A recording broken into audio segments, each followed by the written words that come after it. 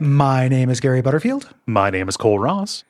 And you're listening to Watch Out for Fireballs Dispatch, our monthly Q&A game announcement listener response episode. Yeah. At the start here, I want to remind people that on December the 6th through December the 8th, we are doing Duckstream. That is our 48-hour charity streaming event to raise money for the Transactive Gender Project. That's going to be happening at twitch.tv slash Duckfeed.tv, or you can go to Duckfeed.tv slash Duckstream to get the information and schedule and stuff. Yeah. It's going to be real fun. It is rapidly approaching. Yeah. So join us, donate. If you cannot donate, please join us anyway. Please spread the word. Yes. Yeah. Get us started here with Aaron. Aaron says, as I've gotten older, graphics have gotten less and less important to me. In your opinion, what is the time frame when realistic graphics age out? I love your content. Keep up the great work. Thanks, Aaron. Thank you. Yeah. What is the time frame in a person's life when they stop? I think worrying that's how I read it, which I think is interesting because that has been most people I talk to, that has been a thing. Yeah. Like every once in a while up here, will still be very wowed by graphics. No, I'm not, but there's no judgment. It's just rarer than it used to be. I know a lot more people who don't give a shit about it. Yeah, like a game can be pretty. I can think that they've made a bunch of really good decisions, or like, oh, this is an impressive atmosphere or whatever. Like the Silent Hill 2 remake is, it looks really good. But yeah, I have to wonder if, like, for us specifically and our cohort, it's because game graphics have come so far in our lifetime, as opposed to someone who might have been born in 2004, turning 18 this year, and games graphics not necessarily taking that big of a leap. Like being born in the PS3 generation, and there's a difference, but it's a lot more subtle. I think that is a big part of it, and then I think if you're at all interested in retro games, you kind of have to shut off that part of yourself. Yeah. A little bit, and we're talking about graphics, specifically Aaron had talked about realistic graphics. So we're not talking about art direction, for this. So the idea that at some point, you play enough old games, a PS1 game can look kind of good. Yeah. To you, even if it is Dorito people. I think I made this decision when I decided to play World of Warcraft instead of EverQuest 2. Yeah.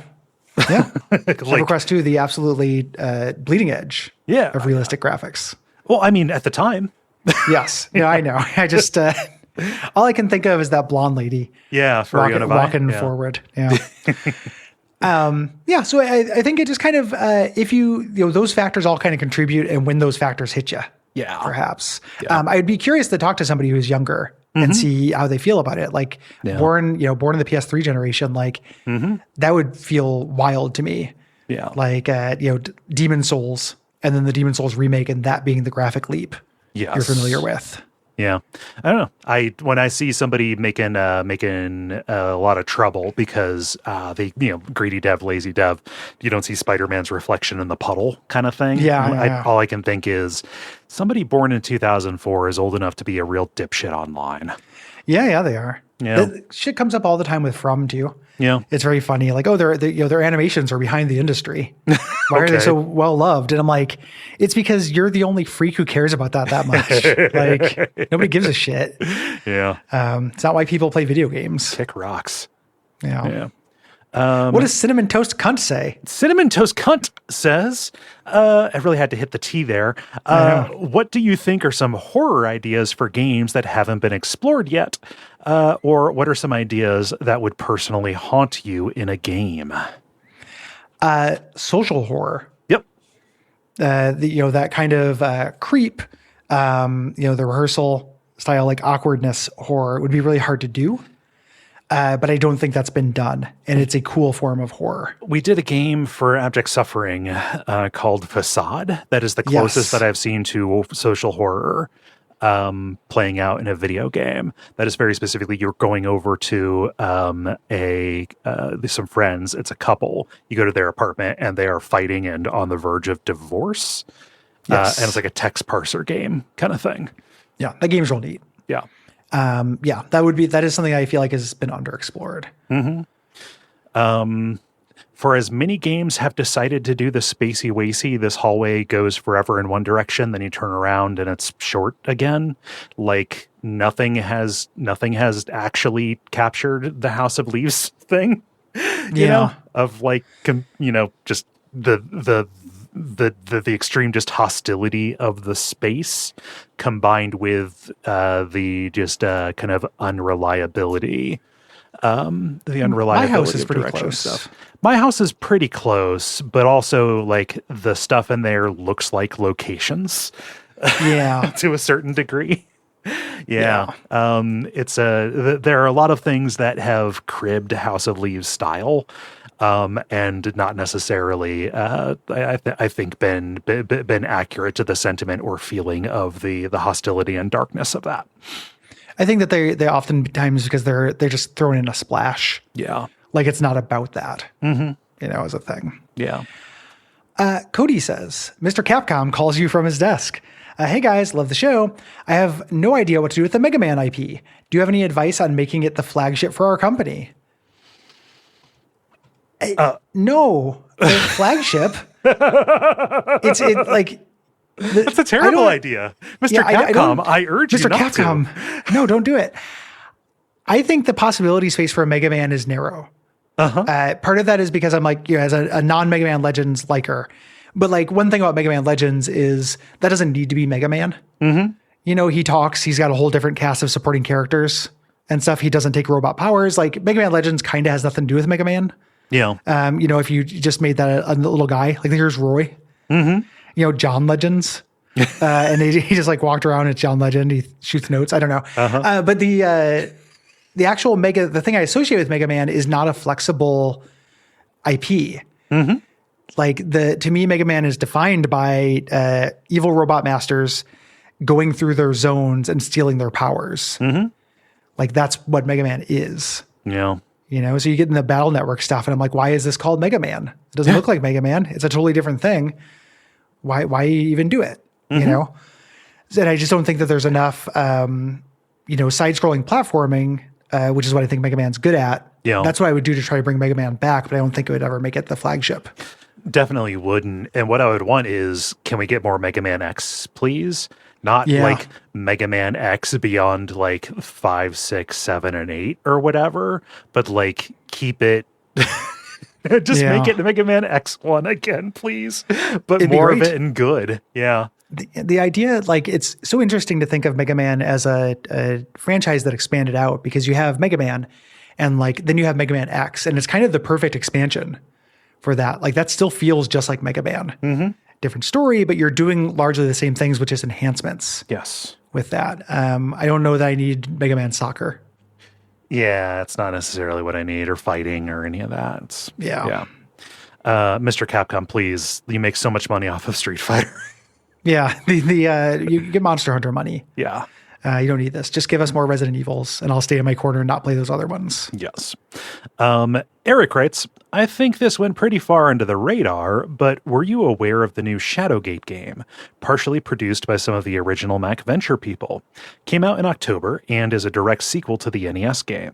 It also has the same visual graphics, all done by Graph Metal, who has done some excellent Mac Venture alikes of their own on itch.io. If you ever wanted an excuse to revisit one of those split EPs. Bonus, the DLC comes with a story-based Shadowgate comic. Baby, you got an adaptation decay going. That is efficient. Yeah. I did know about that. I follow the creator of that on Blue Sky. It's just been in my, when I get some time off. Yeah. Pile. I'd love a chance to cover that. I love that type of game. Yeah. Also, big shout out to Night Manor from UFO 50, which is also a Mac Venture like. God, I need to download UFO 50. UFO 50. It's hard to get into. It's overwhelming, but it's undeniably like the coolest thing that's happened in games for a while. Yeah. It is so fucking cool. Yeah. I've wanted, now that you are in a house and have more space, I need you to get out your VR again. There's a Shadowgate game on VR that's exclusive to Quest. It is dog shit, Gary. It's so bad. It sucks because it would be so cool to just literally remake Shadowgate 1 in VR. Let me just walk around that. Yeah. That would be still my heart. They decided to give you a wisecracking Raven sidekick. Oh, you get a Cedric. Yeah. Oh, oops, all Cedrics. Shit. That sucks. But yeah, I am aware and I would love to do it. We have done a bunch of point and click adventures lately. Yeah. Yeah. So in the green room, we were literally just doing some planning for next year and we just need a refractory period for those. But that is on my list. For stuff to talk about this year. Sane people who wanted people to like the things they said would say cooldown instead of refractory period like we do. Yeah, I like refractory period though. Yeah. It's a cooldown is a video game thing. Yeah. You don't have cooldowns in real life. Yeah. You do have refractory periods in real life. True. I don't know. I verisimilitude. Holland says, what are your current or long-term irrational gaming pet peeves? For example, the last 3 or 4 games I've played have included Amber as a prominent gameplay or plot element, which drives me crazy because every time it pops up on the screen, the chorus to that awful 311 song plays in my head. About Amber and energy. Yeah, and the color of it and such. Yes. Yeah, long-term or irrational.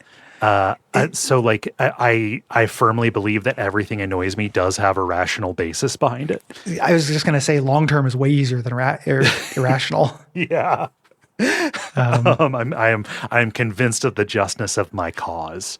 Kind of the what we do is rationalize. Yeah. That's kind of what the act of what we're doing is. Yeah. Like you feel a thing and then you figure out why. Mm-hmm. Yeah. I would say anything that, oh my God.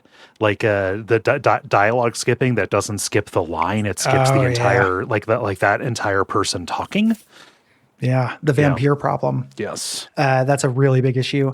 Very rational, but long-term. My long-term one, and this is probably not rational. It's just a degree of fiddliness I don't like. I said it before, but I don't like stances. If I have a move set and I can switch between 3 different move sets, that is too much for me to keep in mind. I don't want to do branching paths in my move sets, really. Cool it down, Exhibit. Yes. I heard you like move sets. Is that Exhibit or is that Ice Cube? I forget. Boy, it'd be embarrassing not to know. Yeah, it really would. I'd hate to be you. But this even goes to like Pokemon Trainer and Smash. Yes. Just give me one of those guys and let me learn them. Yeah. It was Exhibit. Thank you. Oh, nice. Yeah. It's also not irrational to dislike 311 or dislike something because it reminds you of 311. Yeah. That's very rational. However, when 311 appeared on Eric Andre, that was very good. Oh yeah. Well, that's Eric Andre. Yeah. Jordan and Maya say, hello again, y'all. With Balatro finding new life on mobile devices everywhere, I have a simple duet of questions.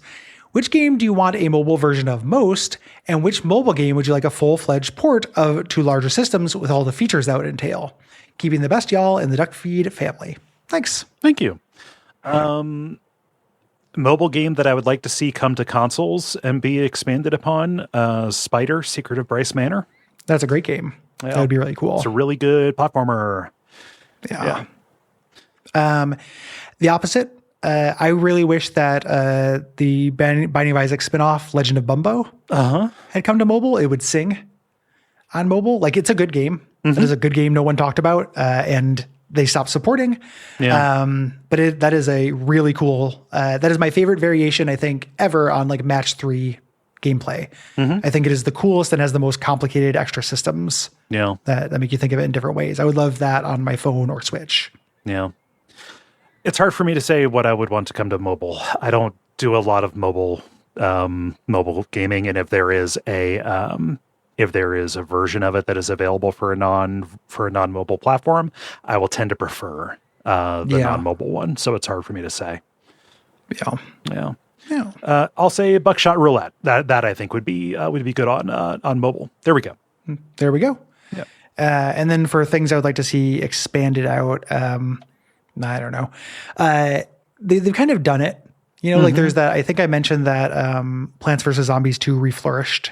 Yeah. Like you can play the pay to win version of that. I can kind of consider that to be the expanded version. Yeah. But a lot of games I like on mobile, I like because they are very minimalistic. Yes. Like I love Smash Hit, but I would not necessarily want Smash Hit with RPG elements and stuff. I think that'd be silly. Yeah. Let's do one more game question and move on to some others. Perfect. Just because we usually spend a lot of time on game questions. Matt writes, 2 quick spooky game questions. We can answer these separately here. 1, I just played Resident Evil 8, and did you know that the actor who plays Heisenberg is the same as who plays Astarion in Baldur's Gate 3? I saw this. I saw this come through in the comments, and like there was like a Hitchcock push pull kind of thing. Like as I had the shocking realization, I was like, of course, yeah. So it makes sense. However, so Facebook Reels is constantly, I didn't know that. Facebook Reels is constantly showing me clips of the cast of Baldur's Gate 3 playing D&D. The voice actor for Astarion seems really Astarion. Okay. Like seems like that guy in a lot of ways. Okay. And I think about Heisenberg as being a lot more butch. Yeah. You know, even in the voice acting. So that is a little bit of a surprise to me. Yeah. Like I'm not trying to diminish their range. No. You know, or anything like that. But it just kind of, it kind of felt a little bit like when I saw the voice actor for Astarion, I was like, oh, my man's playing himself. Yeah. Yeah. You know, and kind of finding out like, no, he can also do the, the very strange Ethan Winters. Yeah. Was surprising. Yeah. Heisenberg's voice is really just kind of like fussy in my mind. And that, there is a little bit of that. Yeah. It's kind of like Heisenberg is Astarion from down here. And then Astarion is up here in the nose. Yeah. It's more fronted. Yeah. Yeah. Oh. Second question. Yes. Either of you familiar with the Little Nightmares games? They got vibes for days and are quick little spooky snacks that can be completed in one evening. These have been on my radar for a long time. I'm going to be entirely honest with you about this. I have stayed away because they have big Tim Burton vibes. And whenever I've sat down and thought, this might be a good weekend to stream Little Nightmares, I look at a screenshot of it and I'm like, I don't know, I'll find something else.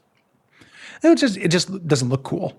Yeah. You know, the perfectly cromulent thing. I'm only vaguely aware of them.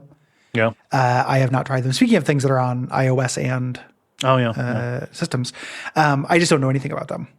So yeah, it'd be possibly worth looking into. Yeah. Yeah. What does Naveen say? Naveen says, woo! It's a nostalgic Friday night at some unspecified point in your preteen or teen years. You and your buds are ready to have a rocking sleepover, but first you must make 3 stops. First to the game rental shop, then to your favorite takeout food spot, and finally the record store. What game, food, and album are you picking for the ideal evening? That sounds fun. Yeah. When I would do sleepover games, probably like the ideal sleepover game for everyone would be like Street Fighter 2, the SNES at the time. We spent a lot of time doing that. Pizza. Obviously. Pizza. Any particular like local place? My hometown actually is incredible for pizza. At the time, we probably would have gotten Pizza Pros. Okay. Yeah. Pizza Pros. They are, or Pizza Villa. And then the record, that's tricky because my friends, we didn't necessarily have a line music taste, but in my preteen times, probably the closest we could all agree on something would be like Nirvana. Yeah. Yeah, that's probably it. Nevermind or In Utero, and then Pizza and Street Fighter 2. Yeah. For me, it would be somewhere between like either Mario Kart or Halo 1 specifically. depending on what part of my teen years you're looking at. So that is hard to say. Food, probably pizza from a local place called The Warrior. Which our so my high school's mascot was the Warrior. And do you want to guess what the ethnicity of the Warrior was? I bet you it was just kind of non-specified. I bet you they were really good about it. They did like a guy in a helmet, full on Native American in a headdress. Yeah. Oh, full on indigenous person. Yeah. Cool. Yeah. So the local place was called The Warrior. It was pretty good. And album is damn near impossible. To pick. I think the only time like an album with my friends like crossed over into like we can all kind of vibe with this was the first Killers album. Yeah. That's a fairly universal. Yeah. It's like an easy carb. Yeah. The funny thing about me and my friends being in Nirvana is that they all kind of pathed off into grunge. Okay. And I kind of pretended to, but really I liked Nirvana because they were, slightly harder REM. Like they wrote pop songs. Yeah. So like my friends would listen to like Alice in Chains and Soundgarden, and I'd be like, yeah, woo, this is cool, and like, oh, this is cool, I'll buy this, and then try to struggle my way through fucking Super Unknown, and just hate it. You mispronounced yeah. Yeah. I was doing the collective soul, yeah. There. Yeah. Moving on to media questions here. Paul says, hey guys, it was great to hear you talk about Games Master. As a teen, I loved and hated that show. Ultimately, giddy joy at seeing video games on TV at all superseded the show's slight shittiness, dumb challenges, useless tips, and a million other things. Good times for teens, though. If you want more UK video game TV treats, which is double quotation marked, I consider these to just be non-ironic treats. Yeah. Check out Game World. Fuck me, that show is bizarre. Also, Bad Influence, which was the dollar and more serious of the two. Huh. Yeah, I'll check them out. Yeah, no, there's a whole there's a whole playlist of Games World on YouTube here. That's good adaptation to Kate Eaton, and people tend to like them. And I like them. Yeah, it's one of my favorite things is watching some alternative childhood. Yeah. Thing. No, it's really fun. I was really happy that the response to the Games Master adaptation K was as positive as it was because I get insecure. Yeah. And the thousands and thousands of silent American viewers who didn't say anything just grumbled in silence. Hey, we taught them about something new. Yeah. We also, I think we've done Nick Arcade, we've done American ones too. Yeah. I think we've done Game Pro TV. I think, but the pilot for that? Yeah. Yeah, maybe. I think we did. Oh. Yeah, I can't remember. I don't remember either. Benjamin writes, hey guys, I recently started the culinary program at my local trade school after 20 years of not being in a classroom. Can you find folks recommend some video game OSTs or tracks that helped you get in the zone? Looking for some fun instrumental tracks, non-lo-fi chill beats to study to help me focus while studying. Yeah, I feel like we've answered a version of this question a bunch. Yeah. Not calling out Benjamin. I just feel like we talked about this a lot.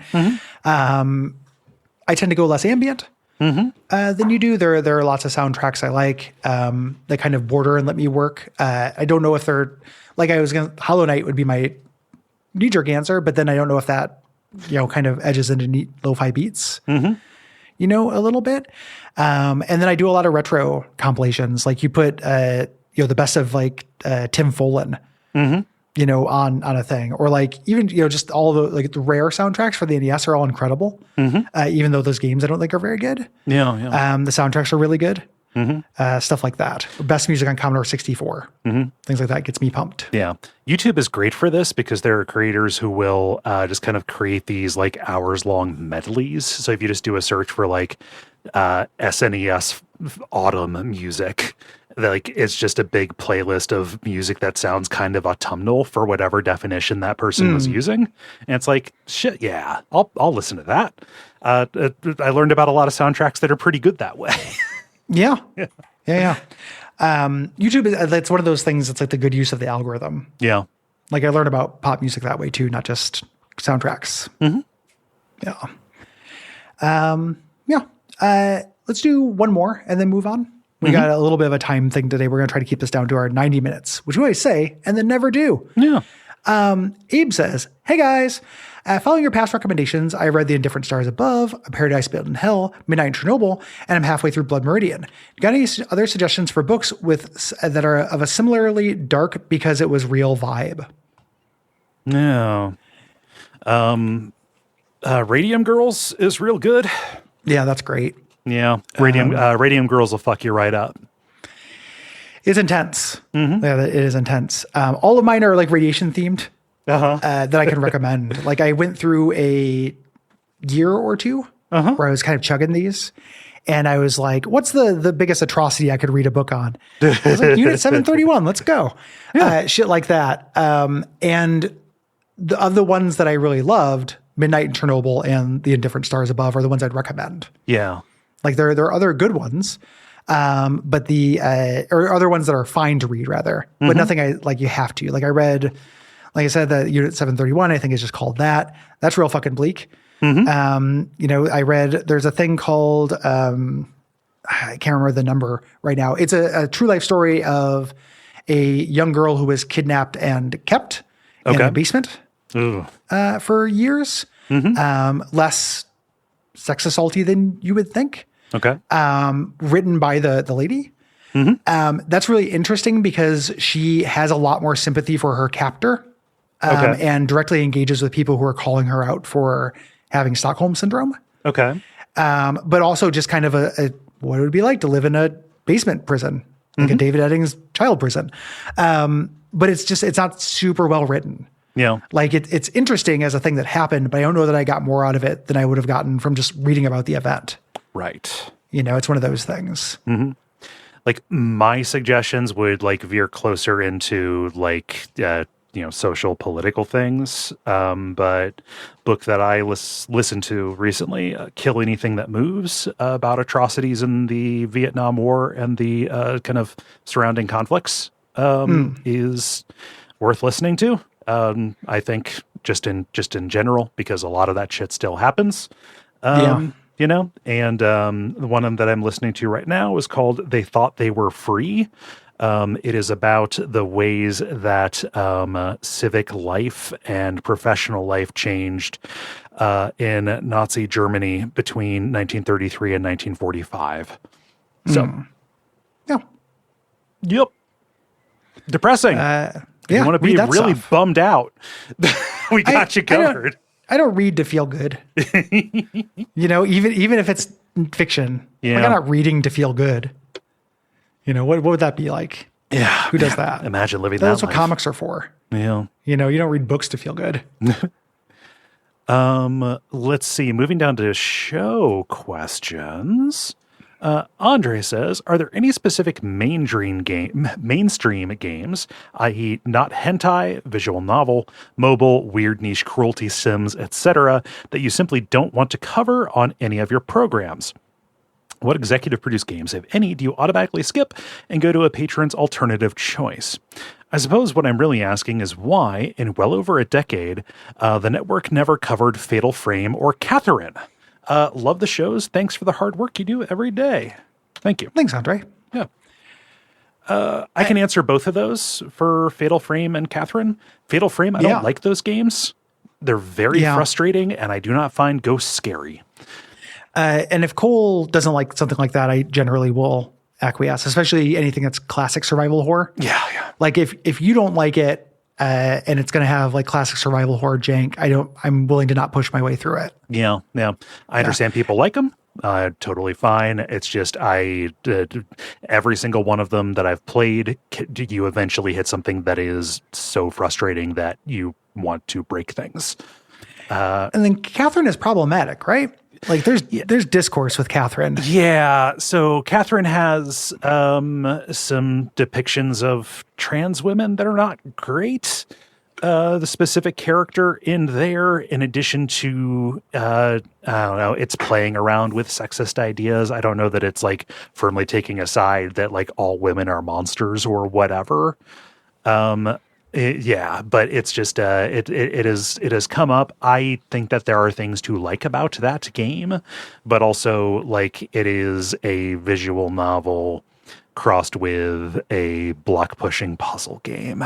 Yeah. A duet of pleasures. Yeah. I love Sakoban and visual novels. Yeah. Like so when I think of things like this, it's like we don't want to wade into the discourse. Yeah. You know, that's kind of my feelings on that. I don't know. This is not me saying it's problematic. This is me saying I got a whiff of that. And I'm just, there are other things I want to do more, you know, so it just kind of hasn't come up. Yeah. There's nothing that automatically gets passed. We've had people throw Kingdom Hearts at us and and they should know better. They should, but it's just like, hey, listen, if it's something that we have like, you know, dunked on and it's something that you really like, literally nobody involved in this is going to have fun. Well, some people do like that. Like they like it and they like hearing the dunks. True. Like that is a rare slice. But it's just not worth, there's not a universe in which something with the words Kingdom Hearts on it is worth more than 10 hours of my time. Yeah. To me. I'm just not willing to spend it. I'm not willing to sell my time for $300 with that. You know, I'd rather, there's just other things, there's an opportunity cost. Yeah. If we do that, we're not doing other things that I think are more interesting and I would feel better about, you know, talking about. Yeah. Yeah. I guess that's closest to like an automatic. Yeah. You know. But we do skip things. You know, this doesn't seem good. This is too long. I don't think we have anything to talk about with this. Yeah. You know, things like that. Like that does pop up, but Kingdom Hearts is probably the closest to an automatic. Yeah. Yeah. Yeah. Michael says, hey guys, huge fan of your show. I was a $5 patron for a long time, but just recently upgraded to the next tier because the idea of you guys talking about the Sonic the Hedgehog movie sounded too good to be true. I was not disappointed, and I'm loving the adaptation decay. My question for y'all is, will you guys give Silent Hill 2 and Resident Evil 4 treatment and do another episode for the remake? Give Silent Hill 2 the Resident Evil 4 treatment. Thank you. Yeah. It'll be sometime this next year, I imagine. It's good. Yeah. They make interesting decisions, and I think it is fun to play, minus some bloat in the last third. But that's going to be the case. Yeah. I'm looking forward to trying it. Like it wasn't a reach out. I'm generally happy that it did good. You know, I'd rather have a good version exist. I wouldn't have bet on it. You know, like I wouldn't have thought it would have been good. Yeah. You know, like not in any universe. So very surprised. I do have a little bit of Will brought this up, friend Will, in a thing he wrote for the AV Club today about having some feelings about it getting nominated for best narrative stuff. Yeah, and it's like, a little well, rough. Yeah. You know, like it probably is the best, you know, one of the best narratives, but it's also not this year, even a little bit. Yeah. You know? Yeah. So, but yeah, I'm excited to try it. Yeah. Let's see here. Grimnir writes, hey guys, just writing in to get a temperature on CRPG coverage on WoF, and I guess coverage for longer games in general, really. I completely understand the time sink involved in longer titles, and with Baldur's Gate 3 still currently on the docket, it may not be the best time to ask, but I guess I'm wondering what the future holds for seeing more of these titles in a smaller, less expanded format. I know the expectation for producing a WoF generally starts at the 20 hours mark, and understandably so. So would games like these end up being rare exceptions, or maybe something where multiple folks would co-produce a more extensive title? Thanks for the continually high quality content, and a special thanks to Gary for introducing me to Binding of Isaac through the pods. Hoping to see that pop up someday as well. That'd be such a weird episode. It'd be a very weird episode. We did Gungeon. Yeah. Like we could do it, but it'd be a weird episode. Yeah. This is something we've talked about. Yep. Typically at the end of the year, going into the next year, something that I like to do with creative projects is revisit assumptions. Yes. And there's a couple ways we're planning to do this. We're going to talk about it a little bit more next month. But one of the things I feel is that more multi-part episodes during a year. So we can do things that are slightly longer. We have a patron request for this year that we're just, we could probably maybe do it in one, but we're going to do it in two. Yeah. Yeah. You know, that's coming up. More things like that, giving us a little bit more time, not just to play the thing, but then also not to talk for 4 hours. I think I speak for both of us when I say that was easier. Yes. A little bit. And I think if you go back to some of those episodes, I don't want to put out episodes where you can hear us getting fucking exhausted here at the end. Yeah. Things like that. So in some way, shape, or form, I think this is on the docket. Yeah. And also, like, we did XCOM 2 this year, and we are doing Cyberpunk as well. So, like, the spot that Real Lich Hours is taking up is not stopping us from kind of engaging in these, in those kinds of titles. The Real Lich Hours was taking up the Dark Souls spot, but then Shadow of the Erd Tree came up.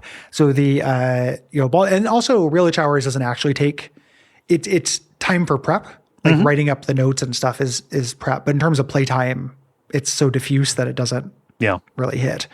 But yeah, this is something I want to do too. One of the goals for Watch Out for Fireballs that I've always had is I want us to be able to cover all types of games and things. And I think that because of length and just the logistics of how many things we do, there are some genres that get short shrift. Not just my baby CRPGs or JRPGs, but like, I'm not huge into open worlds. Not like I don't love them, but it's a huge part of gaming that isn't very represented. So doing them occasionally as a multi-part feels just to me. Feels good. Yeah. So stay tuned. Stay tuned. Do you want to do lightning round? Yeah, let's lighten it up. Lightning crashes. Okay, Trey writes, "Hey guys, just a quickie. What systems do you use to play older games for Abject Suffering and WoF? Curious to know if it's an emulator dealio and what you recommend. Thanks and much love." I do a lot of emulators if it's old, like Abject Suffering is almost entirely emulators. Or Steam. And then if it's for WoF, it kind of just depends. I'm not a emulator head. Like I don't go in for perfect reproduction. Right. Stuff like that. Yeah, I need to play the game with the minimum of glitches or locks. Yeah. Yes. None of that. And then I also, for older things, I like having save states. Just in case. Yeah. For me, it's emulator as well. Not doing an awful lot of original hardware for it. On Mac, I use OpenEMU, which is very good. Just a big launcher, library manager for all kinds of systems and cores. And if it is a particular kind of thing on my Windows, like I still have to use PC SX2 or whatever it is for PlayStation 2 things. But like RetroArch coming to Steam has been nice because I can cast that out to the Steam Link app on my Apple TV, and I can just like play those things in my living room, not on my TV, on my computer hunched over. So that's been nice. Yeah. I've had bad luck with OpenEMU and RetroArch. They've setting them up. They've been fussy for me, so I tend to use bespoke emulators for this. And I use PSCX 2 or whatever. I use the RPC one. RPC something for PS3, and then just SNES X9, like classic. FAMIMU for Nintendo. Just old school ones. KL says, "What's the dumbest joke you know?" This is not the dumbest, but it's a joke I like. That's dumb. Man walks into a library and says, "I'll have a cheeseburger." And the woman behind the counter goes, "Sir, this is a library." And he goes, "Okay, I'll have a cheeseburger." I like that joke a lot. That's very good. This is from The Simpsons, but it makes me laugh every time. If I could just say a few words, I would be a better public speaker. It's very good. Stephen Wright joke. So like Bart's reaction to that, where he's laughing and pounding his fist on the table, is exactly me. Nathaniel writes, "Hey guys, first time, long time. Life question here. What style of pizza is your go-to favorite? New York, Detroit, Chicago, New Haven, Altoona? I'm partial to Detroit style, but would love to hear your thoughts." You really backed yourself into a corner doing a New York accent Yep. for New York and then realizing you'd have to do a Detroit accent and an Altoona accent. Yeah. I saw that happen in real time. Yep. Yeah. I'm pretty pizza agnostic when it comes to a lot of those. Like there's a good example of most of these. I don't know what New Haven pizza is or Altoona. I think one of those is the one where it's like there's like a slice of American cheese melted over top of it, which seems like a fucking nightmare to me. That seems wrong. I had real Detroit style pizza for the first time recently, which is good. It's good. In terms of my favorite though, I'm probably going to go New York just because I shouldn't be eating that much bread, and the other ones are very bread focused. Yes. Like a thinner crust is good for me health wise, so I appreciate that. Yeah. And I'm not there. Like if the bread is nice, that is good. Like if the crust is good, that's good. I'm there for the toppings, Yeah. A thin crust pizza. Yeah. I don't know. That just looks like pizza to me. The New Haven one. Oh yeah. Maybe it's Altoona. Altoona is the one with the cheese. Yes. With the slice. Okay. Yeah. That seems like a casserole that I'd maybe eat, but not a pizza. Yeah. And I hate pizza essentialism. Like I don't do that. Like, what counts as a pizza, but that doesn't feel like it would scratch the itch. Odysseus says, who is your favorite animal in Baldur's Gate 3? It's got to be Grub. Grub's really good. Batman Cat's really good. Scratch is obviously very good. The military pigeon. Military pigeon, like Commander Lightfeather. Yeah. Extremely good. I love the owlbear cub. Such a fucking idiot. Like I like that portrayal as every other animal who has low intelligence is like articulate and everything. And then the owlbear cub is like, duh, big brother hurt. I mean, it's like an all-way tie. Yeah. They're really good at that. Yeah. Hard to pick. Yeah. Eric writes, has there ever been an example of the guy who likes to fight and is a good fight guy, and that is his only defining trait that's actually done well? No. It is hard. God damn it. You do not undo my capitalization, Gary. I wasn't trying to undo your capitalization. We just happened to go at the same time. Okay. All right. I was like, are you trying to pick a fight? No. We mark questions with a G or a K so we know who goes next. Yeah. I use capital. Gary uses lowercase. It's because I don't want to use both hands on the keyboard. I'm just using my mouse and just I can do it without bumping my mic stand. Okay. Care says, cool, as a certified saw sicko, what is your favorite trap?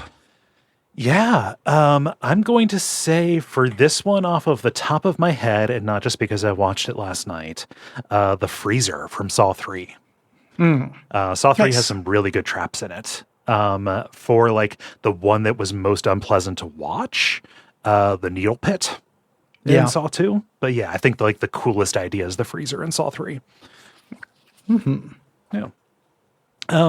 Steven writes, will the new Sonic movie be covered on Adaptation Decay? Will we have the return of the whale Shamrock? Will?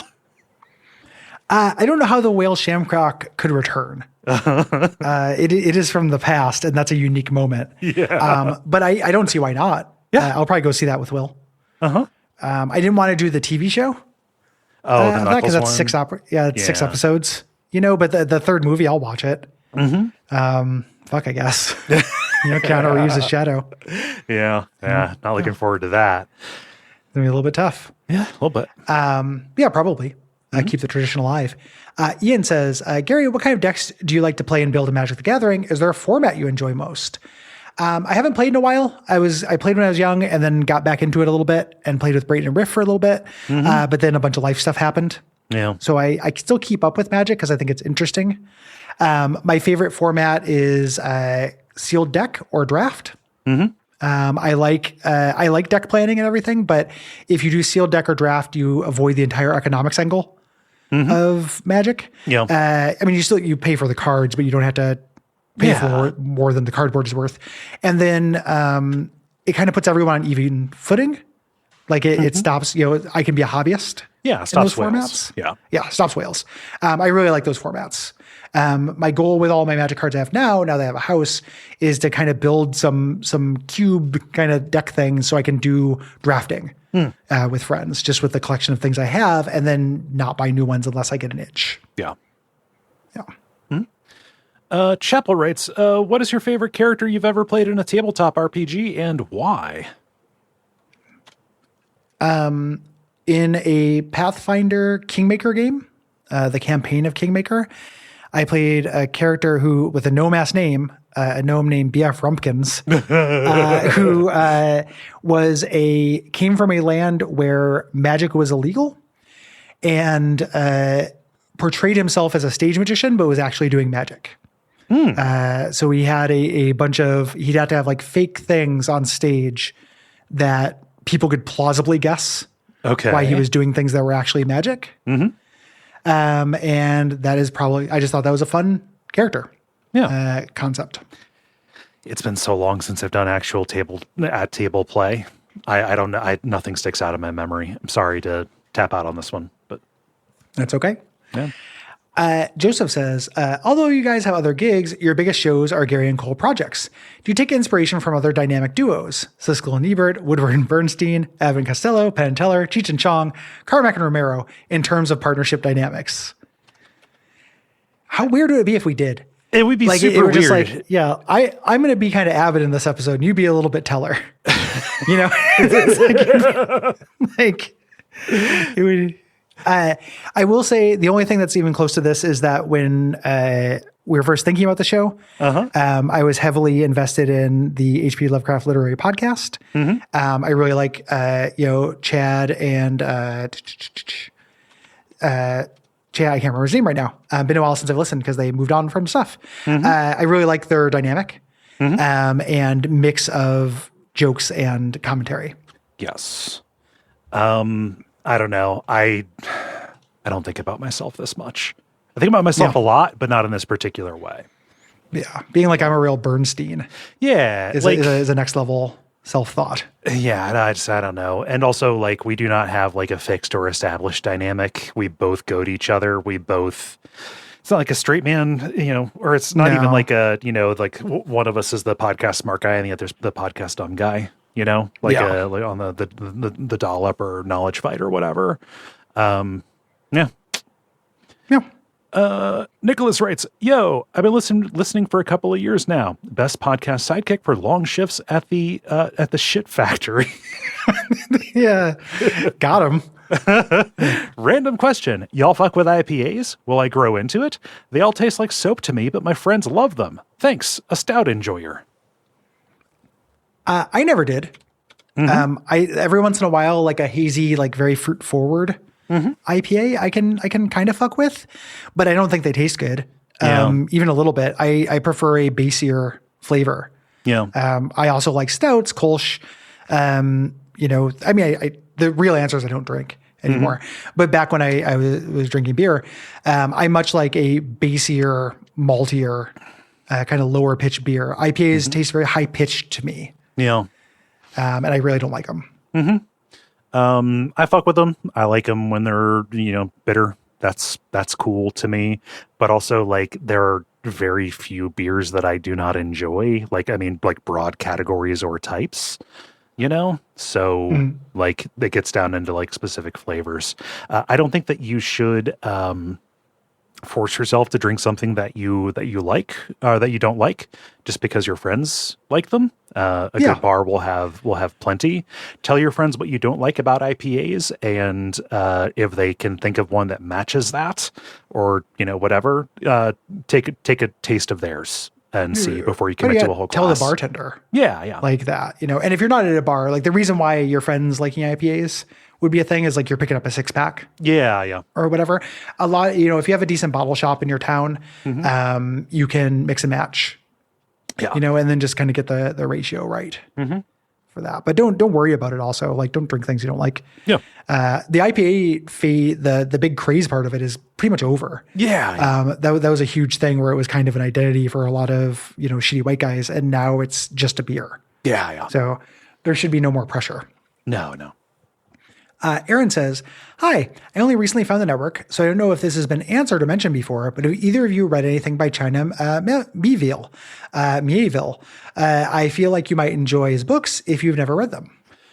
I picked up The City in the City because I just did a search for books that are like Disco Elysium after we played that. Have not read it yet, though. I just got it on sale on Kindle. So I intend to, and I understand what people mean when they say that it seems like we would like his work. Just haven't gotten around to it. Yeah, I've also not gotten around to it. Yeah. I'm sorry for the unsatisfying answer. Yeah.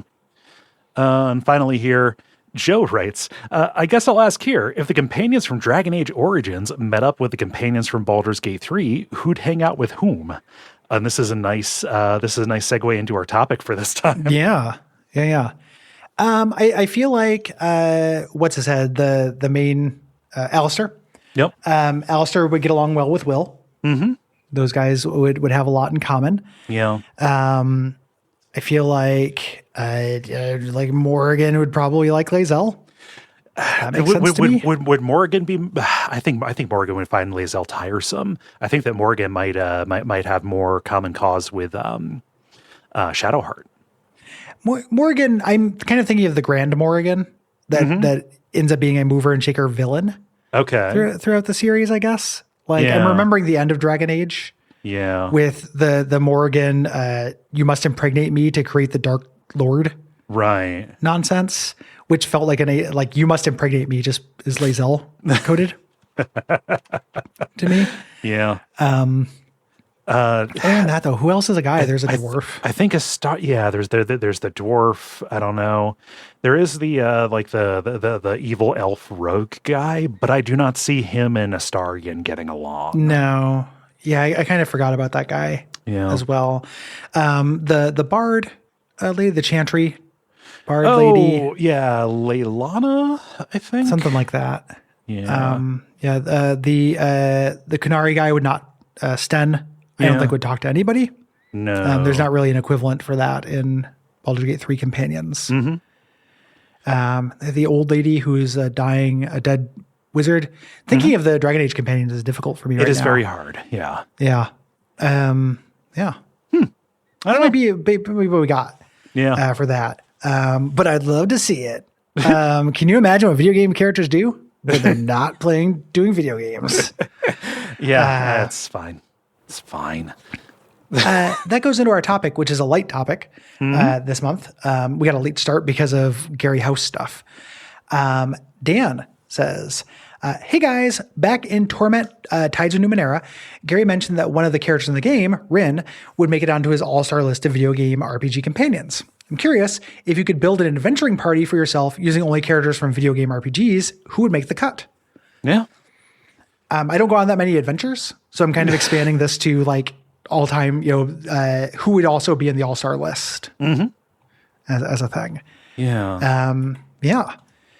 And I'm going to try to think of kind of all eras. Yes. Here. Yeah. So I've got a shitload of TV tropes pages open. Oh, that's great. I get scared. We had technical difficulties that may be cleared up, but it is scary for me to click on my browser window that's doing this because it might crash the recording. Yeah. So I'm going to have to raw dog it from memory. Oh, okay. I have to bear back some memory. Yeah. So yeah, this is this is hard because are we picking for personality? Like, here are the 4 people that I would hang out with, or versus. So in the spirit of the question, just with the example given, Rin is not necessarily somebody I would hang out with. I was just really impressed with Rin's journey. Yes. I think that is a well-written and cool companion. It has a cool concept, is well-written, and is just fun to read about. Non-boring, so that is the example we have. So I would say that rather than hang out. But if you want to throw in hang out there are no rules. Yeah. Yeah. Also, do we want it to be a balanced party? No. Just who are your favorites? Okay. Well, let's simplify this a little bit because I don't have TV tropes open. I'm going to be fucked if I have to come up with a balanced party. Let's simplify this so I don't crash the recording. Okay. Yeah. Yeah. Taking so if we're considering this to be a draft. Oh no, yeah, you go ahead. You have more. I was gonna say I was gonna prompt you with some games. Okay. Like some games I know we both played, and we can kind of pick a favorite, and that might be some guidance. You know, so like Final Fantasy IV. Who's is there anyone in there who's on your all-star list? Yeah, Final Fantasy IV on my all-star list. I like Sid a lot. Yeah, I like Sid. Sid's fun. Yeah. Super. Yeah. He's kind of loud, but super helpful and capable and stuff. Yeah. Andy suicide bombs, which I know you like. I love suicide bombing. The old IED head over here. Yeah. In that, I would put from Final Fantasy IV, I would put, he's an NPC because that's how JRPGs work. But I would put Cecil there if that counts. Like Cecil has an arc. Yeah, that's true. Which is very impressive for the time. Yeah. I like what Cecil does. I like his jealousy, his issues, stuff like that. Yeah. What else is another draft? What's another draft kind of thing? I'm gonna let's Fallout New Vegas. Yeah, Fallout. Boy, that's who'd be in my all stars from that. Yeah. That's a good question. I like that set of companions quite a bit. I'm gonna say Arcade Ganon. Yeah. I like Arcade a lot. You could argue that he's boring, but I think the voice acting and the kind of general posture stands out in that world. And I'd want to say, like Veronica's really great in that, but the Felicia Dayness of it, the kind of manic pixie dream girl, I get the sense that people who love Veronica don't love her for the right reasons. I don't know if that's fair, but I'm just like, you just want a little video game girlfriend is what you want. And that's something I have a struggle with. Yeah. So I may go Arcade. Yeah. From Fallout New Vegas, I think I would go with Cass. Cass is great. Yeah. I like her story. She's really good. I think she's got gumption. She does have gumption. Boone is really good too. I like Boone's story a lot and how that kind of articulates. That was fun. Yeah. Now the challenge round, Fallout 3. Fuck, man. I didn't even open that one up because nothing rates Remember there. 2 names of NPCs from Fallout 3 challenge level impossible. Fox. Yeah. Yep, there we go. I think and Paladin Steel, maybe? Or like Lionheart or some bullshit. Fucking A. Nobody from Fallout 4 would end up in my Pantheon. Not even Nick? I like Nick, but I don't think he'd be... I mean, Nick is the closest. Yeah. For that game. But yeah, Nick is close. Yeah. I'm trying to think of BioWare because it's difficult because I don't... For a developer that is known for their NPCs, I tend to have a real... I guess like Anders... Like Awakening Anders? Awakening Anders, that you have to be super specific with that because that gets a little bit too close to with the suicide bombing, actually. It becomes an IED thing, which we love. But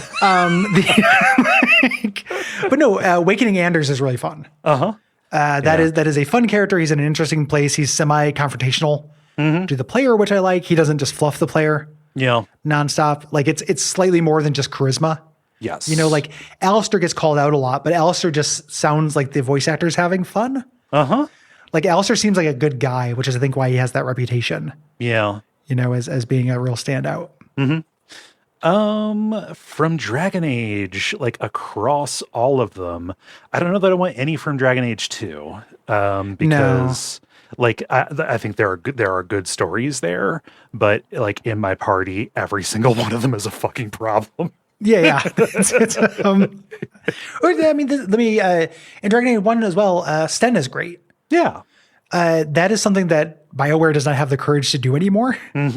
Like present you with a actually like very unusual culture and have somebody act as if they're embodied by it and not just be like, you can save the world. I'm going to defer to you. Yeah. And they're like they didn't look like just a generic fantasy thing. Like I think you can draw a line of the fall of BioWare with the Qunari from Dragon Age 1 to Dragon Age 4. Yeah. Of just like how their values have changed. Yeah. If I had to pick from Dragon Age, I would probably say I like Meryl. Okay. Meryl's good. Which one's Meryl? Meryl's the elf who the elf mage who just cannot stop messing around with cursed mirrors or blood magic. Okay. I have no memory. Yeah. Like boy, yeah. Torment. That is like almost everybody's in the all-timers. Yeah, for that's me. a problem. Like possibly accepting Anna, who just doesn't have enough stuff going on. Mm-hmm. But like, more obviously great. Ignis, I think, is really cool in terms of just, again, talk about a hostile NPC and the way you get Ignis and like what you did to Ignis, all of that stuff. And then Dakan is incredible. Mm-hmm. You get into philosophical fights with to unlock new stuff. Mm-hmm. Dakan is one of the best NPCs of all time. Yeah. I think. Yeah, Dakan's great. I think from Torment, I would pull Falls from Grace. Falls from Grace is really good. Yeah, because I find the idea of a society of sensation just so fucking compelling. Sensates are the best. In the Planescape game I'm playing Tabletop Night, my guy is a Sensate. Like, Sensates are the coolest faction, I think. Yeah. And the brothel for slating intellectual lusts is one of the coolest things that's shown up in a video game. Yeah.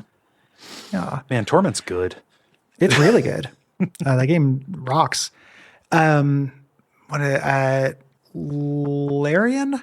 Baldur's Gate 3, we talked about. Let's do challenge mode and do Divinity Original Sin 2. Okay, I need to pull that one up because I'm going Fane for that one. Fane is really, really good. Yeah. Fane's in my Pantheon. Yeah, just in terms of story. So if you're leaving me with not Fane, Losa? considering, I mean, obviously Losa. Yeah, Losa's incredible. That is even a better story than Fane, just slightly less fun personality, I think. Yes. Losa being the bard who is possessed. Mm-hmm. Yeah. And Fane being the undead asterisk. The scholar. Yeah. Yes. Yeah. What are some other big franchises with good companions? Big franchises with good companions. I am pulling these out. Big franchises with good companions. Like, we can go back further. So there's like, I don't know. It's just Fallout still, but like Fallout 2 has really good companions. Yeah. Myron's incredible. Yeah. Like, he's not useful. No, not just at all. In terms of, there's a common like thread of these where I like a somewhat hostile and mechanically useless, because I like that they do that. Yeah. In these things, like, and then the way that as you go, he gets more dependent on you. Like, he gets very insecure if you kick him out of the party. Mm-hmm. Because he can't do anything. Yeah. Like, he needs you for protection. And he left that very like posh gig at the making jet. Yeah. If you're going to take Myron, I'm going to take Marcus. Yeah, Marcus is great. Yes, just in terms of I don't know, a super mutant sheriff. And you get Michael Dorn. Come on, please. He does a really good job. Yeah. I'm trying to think of because it's Pantheon is the answer. So I'm trying to think, like, I could name my favorite like Final Fantasy X companion, but none of them are getting in the Pantheon for me. Yes. Like, there's just not enough there. Mm-hmm. Same with like Final Fantasy VIII. Somebody from 9 might make it. Like, I like 9 a lot. Like, Vivi's really good. Yeah, Vivi's great. Vivi'd be in the Pantheon, I think. Yeah. Cool story, great personality. I like Freya's story a lot. I do too. It kind of stops though. Yeah, that's the problem. Like, I always forget that when I'm reading about that game to scratch the itch because I don't want to play it again. Yeah. That like they just kind of drop her stuff. Mm-hmm. But she's great design. Yeah, great emotional core to her with that. Like, still in Final Fantasy, I mean, like Final Fantasy VI, like that's a real cast. Celes is great. Celes is you keep on taking on. It's because we have good taste. We do have good taste. Yeah. I'm gonna go with Edgar. I like Edgar's whole deal. Just in terms of putting on the front, but not necessarily handling the responsibility very well. Yeah. Very charismatic. Yes. Yeah. Mm-hmm. Even if his mechanical use falls off over the course of the game, right? Yeah. I'm purely thinking of like, coolness. Yes. For this. Yeah. Like, they all kind of eventually fall off in that, except for maybe 1 or 2. Like, their specific thing is more powerful in the first half. Yeah. Chrono Trigger, Luca, most definitely. Yeah. I can see it. I don't think there's anybody in Chrono Trigger who'd make my Pantheon. But they're all good. There's nobody in Chrono Trigger I hate. Yeah. Like they all are good. Yeah. No low cards in that deck, really. Yeah. Yeah. I mean, that might be what I can pull off the top of my mind. What do you have in your Magic internet access? Anything else that I'm not thinking of? We hit most of them, which is pretty good. Let's see. We talked about Baldur's Gate. Unless you wanted to pull from earlier Baldur's Gate, like 1 and 2. Viconia is incredible in 2. Yeah. Specifically the redemption arc, which is like optional, as I like to hammer in on Real Lich Hours. Like you don't have to do that, but her kind of realizing like, I am evil because I'm from the society that had these values, but now that I am out of that context, I don't have to have these values. Yes. And you kind of guiding her towards that is really powerful. It also is something that BioWare would never do in a million years, is that you fuck up that quest by having sex with her. You land the deal in the BioWare way, and that's not what is best for the character.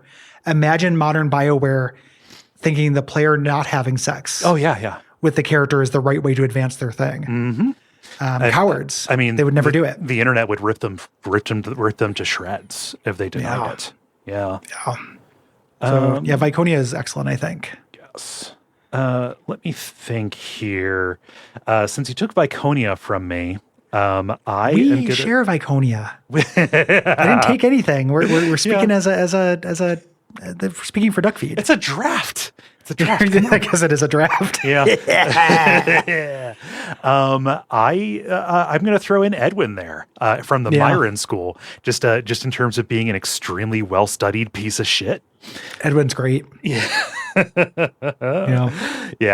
Just in terms of being power hungry and naive, and my longstanding kind of affection for the Red Wizards of Thay. The Baldur's Gate 2 has great companions. Like Ares, pretty good. Yeah, like that's interesting. There's a cool story. Like you get some animens in there. Like you get some shitty ones. Yeah. But what is his head? The gnome. Jan. The inventor. Yeah. Jan's good. Like you get good characters in that. That might be what I can think of, unless you got anything. Like it starts getting into like I don't know, games that you don't like. So like you could say ones you you like though too. So like Mass Effect, Garrus. Yeah. Garrus is real good. Yeah, Garrus and the Krogan and the tech lady were all charismatic in the game. Like they're not my Pantheon, but I liked them. Yeah. Well, I mean, so like if I'm taking all the way across from across the series, it's got to be Morden, but you don't have any context for Morden. He's a Solarian scientist who is a favorite, let's say. Yeah. I mean, I've got stuff open like where the cast is real small, so you end up with things like Mask of the Betrayer. Like what do you have? Like Gan is good. Ganymede would be mine from that. The half hag. Yeah, I was trying to remember the name because I haven't played that in a while. But he's great. He'd probably be mine on that. But it's a draft. Can't have it. I'm not choosing that bear. Part of the interesting thing to me is that and this is kind of true of lots of things, I guess, in games, but there really are, when I'm reacting to these games, it's either obvious, or it's, oh my God, get it off me. Yeah. Here's a fun thing to spin around in your head. Who's in the Hall of Fame from Neverwinter Nights 2? Doesn't that feel like you have spiders crawling all over you to hear that combination of words? I can kind of get in here and say oh my gosh, what's her name? It's hard to remember. The tiefling? Not the fire sorceress.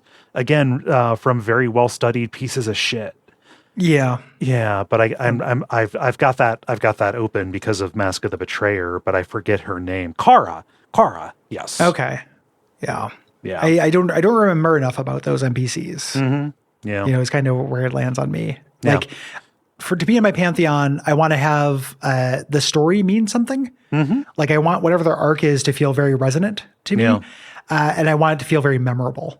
Yes. Yeah. So Neverwinter Nights 2 falls from that. And I think Quara sticks with my mind as being the one person, no matter what, who will always turn on you at the end of the main game. Yeah, I like that. You know, just like you can try as hard as you want to like redeem her. It's never going to happen. Right. Yeah. Which is also, I think, something that BioWare would not necessarily sanction. Not anymore. Yeah. Yeah. It's a fallen from grace big time. Yeah. Yeah. Yeah. Yeah. That's a bunch of characters we like. There's some Pantheon stuff. A good companion's huge. Oh, like yeah. It's really fun to adventure with people you like and are interested in. Mm-hmm. Somebody on Blue Sky, games writer person said, like, if you're doing things right, writing, like an RPG kind of thing, people are going to, long after people play their game, they're going to remember way more about your companions than they will about the main plot of the game and what happens in it. Which that resonates to me. Nobody on Earth has ever remembered what happened in Dragon Age Inquisition. Right. But people still talk about the people they want to have sex with. People talk about Solus a lot, and I think that is, I want to fuck him. I have no idea if that's what it is. Yeah. I had a thing, people kept calling him an egg, and I was like, oh, is there a trans read? And then somebody was like, no, it's because he's bald. And I'm like, this vocab shit. Like, we need to not to sound like the world namespace. according to Jim, but can we please get like a standardize what this means? Because I'm not going to play the game to find out. Yeah. Let's move on to some game responses. We have 3 games this time, and we're going to start with Toonstruck. I'll get us started here. Gavin says, I saw Christopher Lloyd at a convention on stage with Tom Wilson, who played Biff Tannen from Back to the Future, and a moderator. Not sure if Lloyd was sick or just disinterested, but either way, whenever he spoke, it was nearly inaudible and unrelated to what was asked, while Wilson was excellent and high energy and full of great stories. When Q&A started, the audience ignored the obvious situation, and every question went to Lloyd, despite the moderator reminding everyone Wilson would love to tell some stories from the set and brought his guitar. That sounds excruciating. Yeah. That sounds really awkward. Yeah, and sad because Christopher Lloyd is so fucking old. I don't know when this is. That's the thing. Yeah, I guess. But it also, if he's very old and is being wheeled out, that's very sad. Yeah. Tom Wilson is famous for that. For just being very affable and having a lot of fun and loving people, which I think is cute. Robinson says, while I enjoyed the gameplay of Toonstruck and found its puzzles to be fun and exploring its world to be satisfying, at the end of the game, I had to ask myself, what was the point of all that?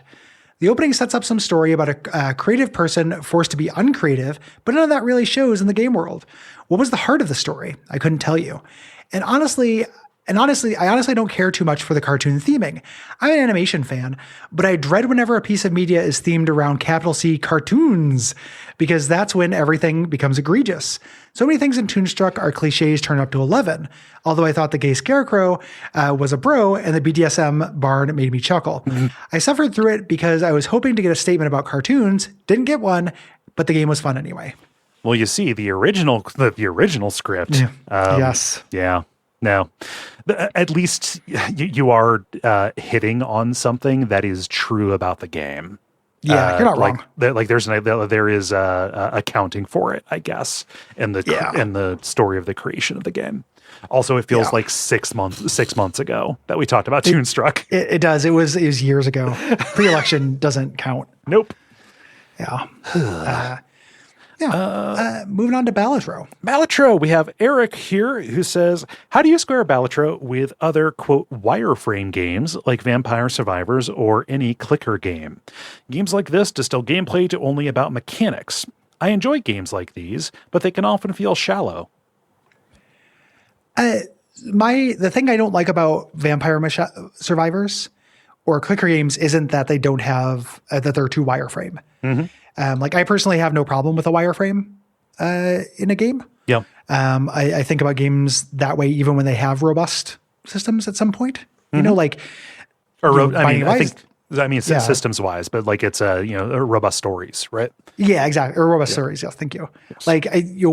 Binding of Isaac quietly has a really good story. Like there's a lot of lore to it, but I don't see it anymore. And it doesn't bother me. I don't like Vampire Survivors because I don't feel like there's enough mechanic to it. And same thing with clickers. Yeah. I'm not interested in the numbers going up. Purely for numbers going up, I want to have a lot of influence on that. I feel like we addressed just the main body of the episode, which is if they tried to add story to Balatro, dialogue, characters, and stuff. That would be detrimental. It is hard for me to feel like I want more. Yeah. In cases where the mechanics are sufficiently good. Right. It happens a lot in roguelikes. Yep. Like something like a game that I should like, but I don't, is Griftlands, the Klee deck builder. And it's because it won't shut the fuck up. Yeah. It is one of the talkiest games I've played, just generally. And I'm like, why would you put that in a deck builder? Yeah. People are going to just try to get a run in before bed. They don't need to hear about these bounty hunters and their problems. Chase says, Balatro has been a blessing. One of its best features is an unlock all button in the settings. I grinded about 85% of the game and decided to just open the toy box completely. I wish other games, especially other roguelikes, include this feature. Push the button, Cole. Just push the button. Eat the penny. I didn't notice this button on the Switch version. So it's there. Like you can do it, but also unlocking stuff in this is fun for me. Yeah. So I didn't do it, but I agree that it should be an option. Yeah. Because if something's on PC, you just download a save with all the stuff. Yes. And I'm at the point in Isaac where the last few unlocks are annoying. If there was an unlock all button, I would press it. Yeah. This button. I agree though that should be standard feature. Sebastian writes, you mentioned the Four Fingers Joker during the Balatro episode, and I just wanted to share one of my favorite pieces of clownery from that game. The effect of Four Fingers works for straights and flushes separately. For anybody who needs reference, Four Fingers makes it so that you only need four cards to make a straight or a flush out of it. Yes. Yeah.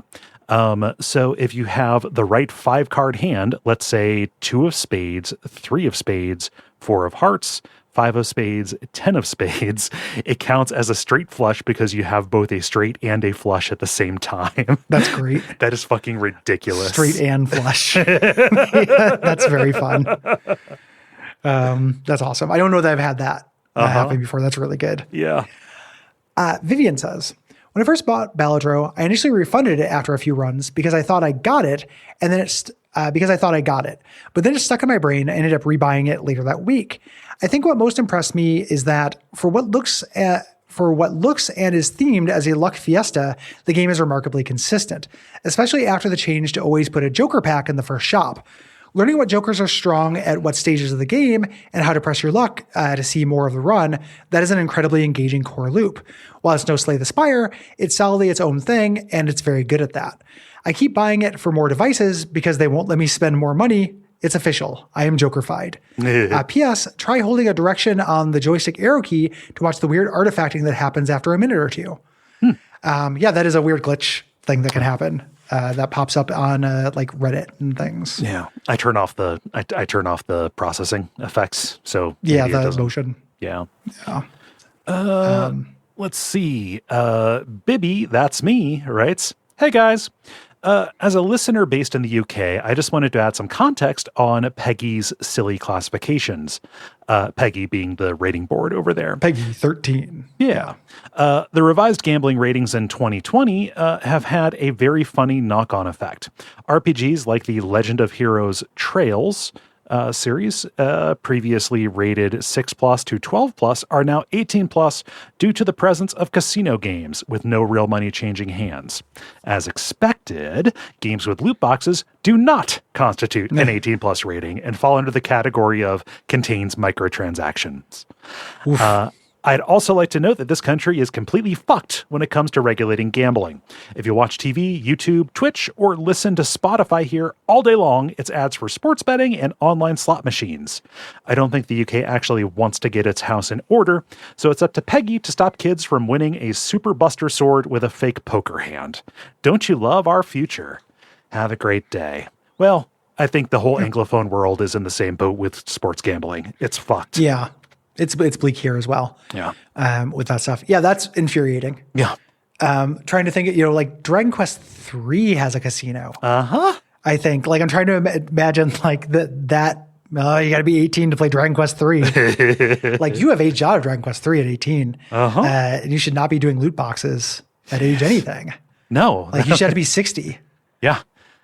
No, You should have to already own your home. If you click to buy a loot box, somebody should take your power of attorney.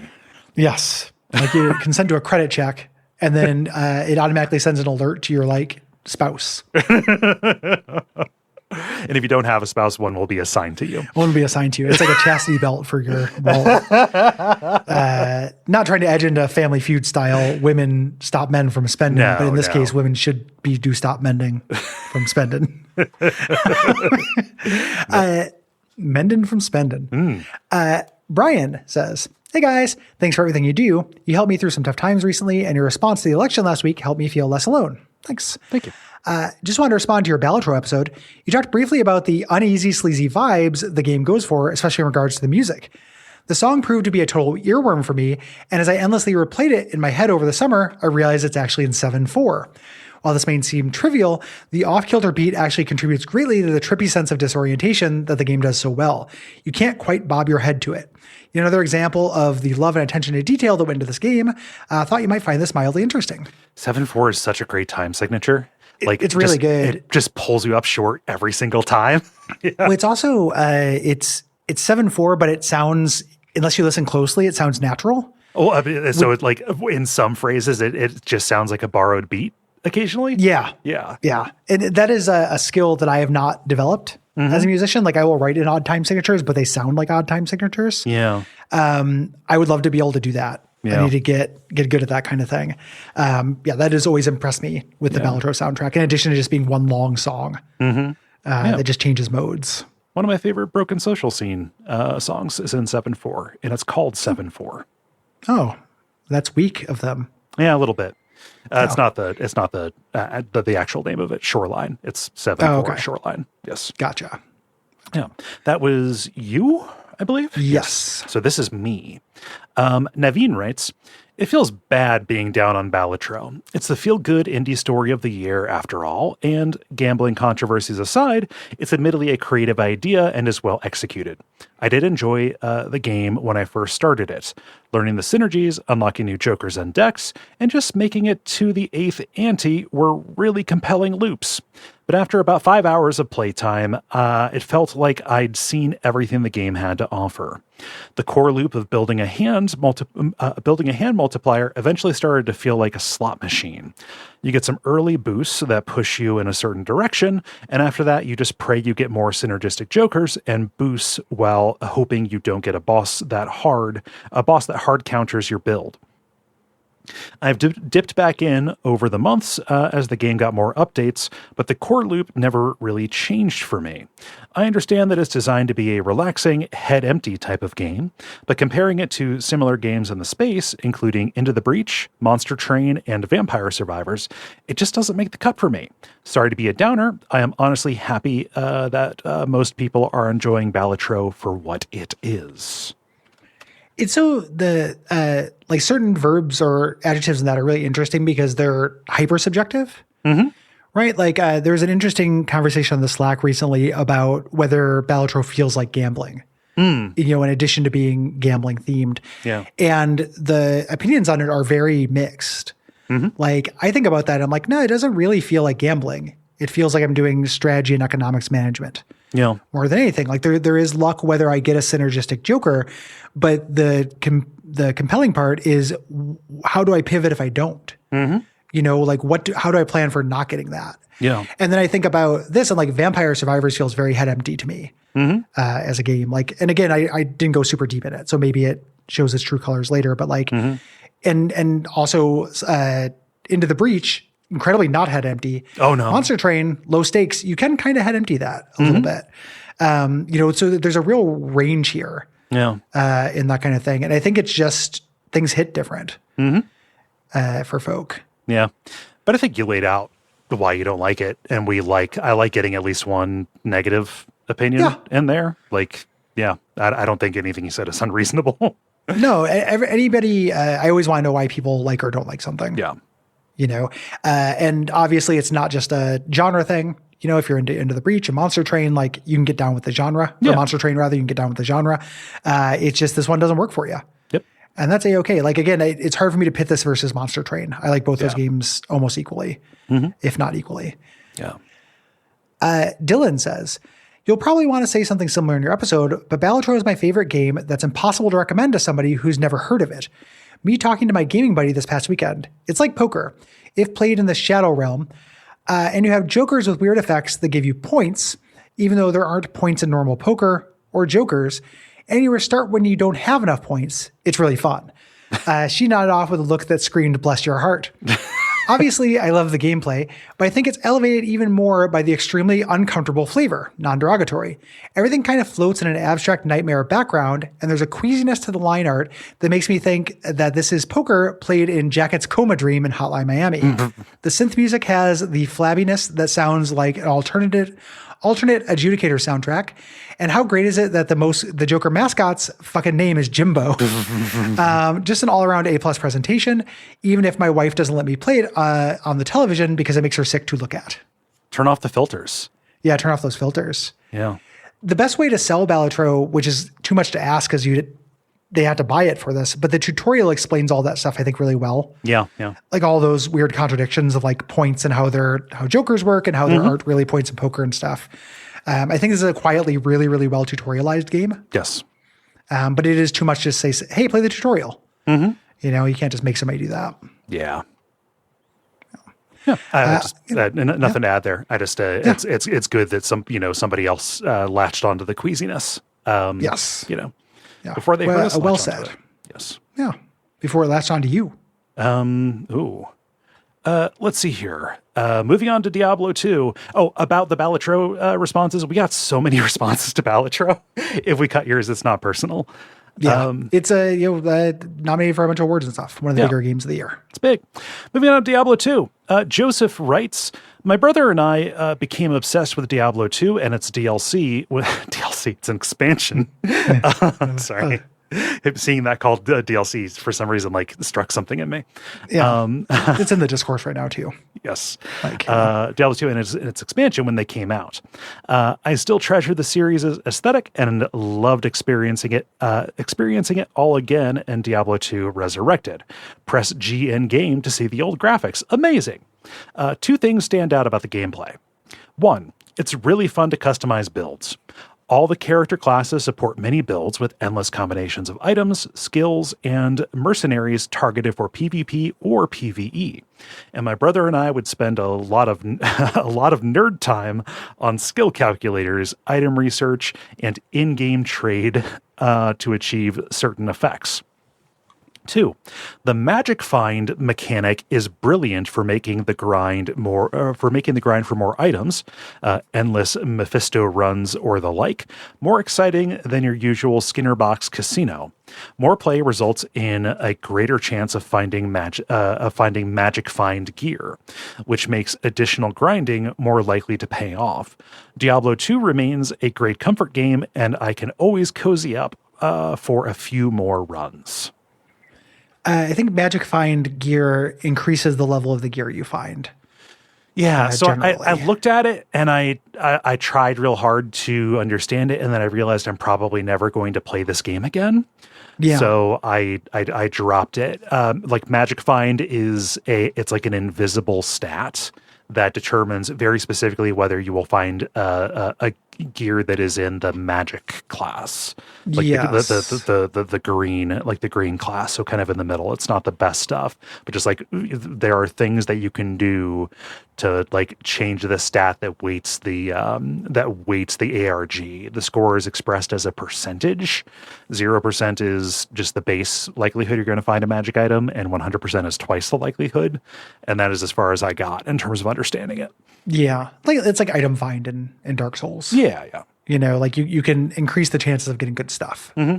And there's a gold find stat as well in Diablo. Yeah. I definitely got a couple items that increase my gold find. Yeah. Through there. Or if not items, the runes, the things you keep in your inventory. Mm-hmm. Yeah. Well said.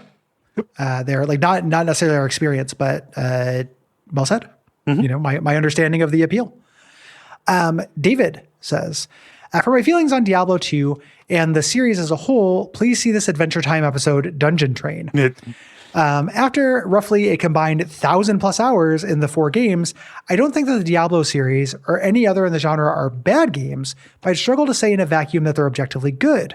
The service that they do provide and are very good at is providing low input to high output scenario with virtually zero stakes that lets you turn your brain off and make enemies explode into piles of occasionally useful loot amid flashy particle effects. The games sit in a nice mid position of having more teeth than a cozy game, but easier than something like Isaac, which I'm not good at enough for it to hit that my brain off point, or a deck building game that I cannot stop myself from playing optimally.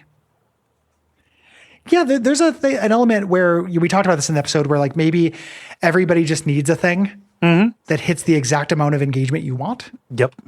You know, and you find your pitch for it. Like it is not enough engagement for me. That's not, there's no qualitative thing in that. Like I cannot, the degree I turn off my brain, it's not holding my attention. Yeah.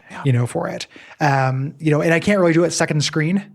I can't really play Diablo and watch a YouTube. I could listen to a YouTube, but I can't. You're clicking on stuff where you click matters. Yeah. Yes. Yeah. It's a little too active for me to, double, do stuff like that. So I just can't fill up my engagement minimum to get to that sweet spot. Yeah. With that. Yep. Yeah. I think that's, well reasoned. Falling in the middle is fine for this. Yeah. Yeah. And people have all kinds of things. This is something that people talk about Destiny is doing as well. Like this is many a video game can fulfill this role. Beef McBeef writes, good name. A very good name. Though far from my favorite, Diablo 2 was one of my most important games. I first played it when I was a little kid visiting my favorite uncle in Jordan, where he and my cousins would sit behind me, coaching me on his Zeal Paladin build and giving general gameplay advice. I still follow on replays, advice I still follow on replays, like following the wall to fill out the map. My last memory of him is him rushing to get me my own copy and a floppy disk with my save file on it so I could continue when I got back to America. That is incredibly sweet. Unfortunately, I fell out of love with progression of the series when I played what little I've played of Diablo 3 and 4, and it made me realize I'm not into the isometric looters. I recall when I first played Demon's Souls, thinking that I wish that this is the direction that the Diablo series took, rather than an MMO-adjacent dopamine-chasing loot collectors. I don't mean that to sound harsh, but I can't think of a better way to word it. While I can rarely find time to commit for a full play around, maybe that's playthrough. I still like booting up Diablo 2 when I'm feeling nostalgic. You never know when it's your last time seeing a loved one, but I'm grateful that I'll always be able to revisit this game to connect with those memories again. No, that's very sweet. Very sweet. Yeah, if you want a shortcut to getting a response on the show, tell a very sweet story about sharing a game with your family. Yeah, those tend to get picked. Yeah, and you're not. Diablo 3 is wretched. Yeah, you're not wrong. That is one of the most brain dead games I've ever played. Yeah, I have a real hard time with that one. Finally, Dylan says, despite being born in the early 90s and being an active PC gamer, I had never played Diablo 2 until it was announced for the show. My mom primarily got me simulation games, and she took ESRB ratings very seriously. Since then, I've certainly played tons of games that were inspired by Diablo 2 in look, feel, and play, but I'd never played this tentpole until now. And even with those decades of history ahead, I think it holds up great. The animations have that claymation-ish gratuitousness that I love about this era of PC games, from Fallout 2 to Majesty. Yes, the gameplay is primarily being a dungeon Roomba, but I found that Diablo 2 made it easier for me to try out builds on the fly compared to also-rans like Fate. And as a huge fan of death and black metal, I cannot overstate how much the presentation works for me. I usually play older games like this in a histography mindset. But all throughout Diablo 2 this month, I stopped thinking about where I'd seen this before and simply had a demon slaying blast. Thank you so much for putting on the show. I got so much what teenage boys think is cool energy out of this in the best way. Nice. Yeah. I'm glad that you were able to genuinely enjoy this as on its own terms instead of just as a, historical, exercise, right? Yeah. And as a aesthetic thing, as a metal, what teen boys think is cool, it works really well as that. Absolutely. I think as well. Thanks everybody for writing in. We appreciate you. If you want to write in about next month's game, which is Cyberpunk 2077 with Phantom Liberty, please write in by December 15th. Please. Yeah. Good. Yeah. That is at duckfeed.tv/contact. Click the WAF button. Write in. We like responses that are concise and specific. Yeah. And if you want to write in about January's games, you can do that until January 15th. And those games are announced here for the first time. Yeah. Kicking off the year with a retro thing we like to do. First game, Super Castlevania 4. For the Super SNES. Nintendo. Yes. Yeah. This is a Gary pick month. The second one is going to be Project Snowblind, Take Two. The PS2 port.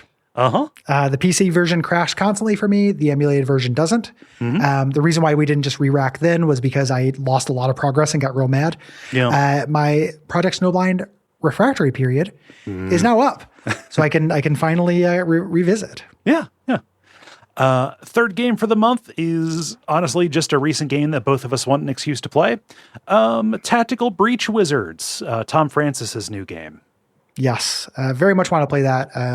Looking forward to that. Yes. And then our premium episode for that month, this is sponsored by Abe, is Super Mario 64. Yep. Yeah. We the haven't OG. done it. We saved it for a long time. Yeah. And it's a game that's interesting. Like other 3D Marios, I like a little bit more other than Sunshine. But the first half of that game is really cool. And I'm really looking forward to revisiting it. Because I haven't made a run at it in a long time. Yeah. So I think I'm satisfied with that month. I think it's going to be good. And it's going to be a good month.